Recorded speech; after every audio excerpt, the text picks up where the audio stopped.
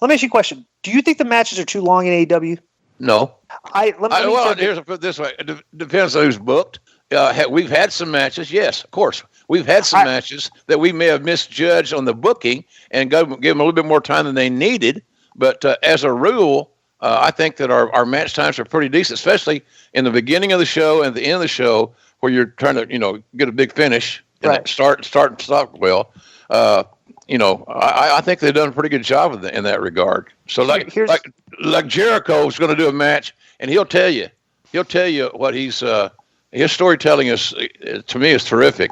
And he's sharing that with like Santana and Ortiz, who I love that young team. I love those kids. They're good kids. They try hard.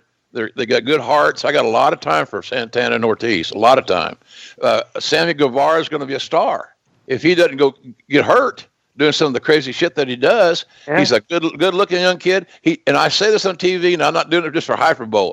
He does remind me of Eddie. Not Eddie. Is he going to be as good as Eddie? I don't know if anybody will ever be as good as Eddie. Okay? I don't know that. But I know this kid's got some great potential. And so I look at those guys like this Darby Allin. He's young Jeff Hardy. Yeah. He's a wiry, body type, similar. He does unusual things that are usually ill-advised, but he's fearless. So, and he's different. And he's different. Yeah, he's different. Let me ask you this. I had a theory on Darby Allin and Orange Cassidy that the reason that they're so over, right? You tell me if you agree with this or not, because I think I've figured this out, but I don't. I may be wrong, and I probably am wrong. But so when I see Orange Cassidy, we see guys wrestling every match, all the guys do the dive off the top, and the guys are standing there and catching them and everything.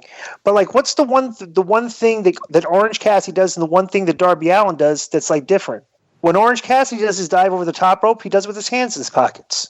Right. Or when Darby Allin does the dive off the top rope, he does it backwards. Coffin drop, They've taken two simplistic moves that everybody does and just done them differently than everybody else does, and developed a character that's unique and different, that has mannerisms that you can impersonate. And I just think that, honestly, the reason they were so over to begin with is the fans would pop because they pop at all the spots and the dives and everything. But it's like, here comes the no hands guy, and there's a big pop. It's like, here comes the backwards splash guy, and then there's a big pop. And then they develop these personas about them, and I think that's why they stick out. Do you agree with that? Yeah, they're different. They create a reason that you want to watch them. I will tell you, I was not a Orange Cassidy fan when I first saw him, the character. I even asked Excalibur, who's called a lot of his matches, tell me why I should like this kid. What is it about him that I'm missing? And we talked about it, and I saw him work more. I opened my mind up, not being so stubborn.